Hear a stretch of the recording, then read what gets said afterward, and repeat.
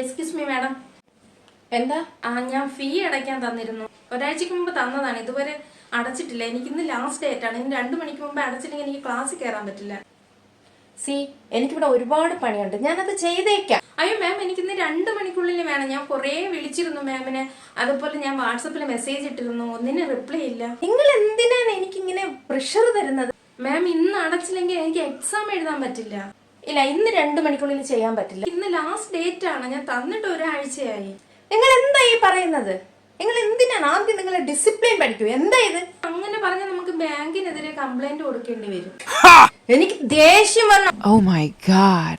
ആദ്യം discipline പഠിക്കേ. Discipline ഇവർക്കത് ഭ്രാന്താ. എന്തിനാണ് എനിക്ക് ഇങ്ങനെ പ്രഷർ തരുന്നത്?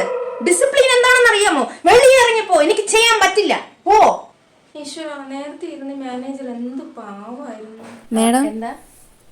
ഓ, ആ എഡ്യൂക്കേഷൻ ലോണിന്റെ ആ കാര്യം. മാം, പാസ്സായല്ലോ. അത് പാസ്സായിട്ടുണ്ടല്ലോ. നിങ്ങൾ അടച്ച എമൗണ്ട് നിങ്ങളുടെ അക്കൗണ്ടിൽ വന്നിട്ടുണ്ടല്ലോ അല്ലേ? ആ വന്നു. Okay okay. അടുത്തടയ്ക്കാൻ അടയ്ക്കാൻ ഡേറ്റ് ആയല്ലോ? ആ ഡേറ്റ് ആയി മാം. Okay okay. ഞാൻ ചെയ്തേക്കാം. എന്നാണ് ലാസ്റ്റ് ഡേറ്റ്? 10-ാം തീയതിയാണ് ലാസ്റ്റ് ഡേറ്റ്.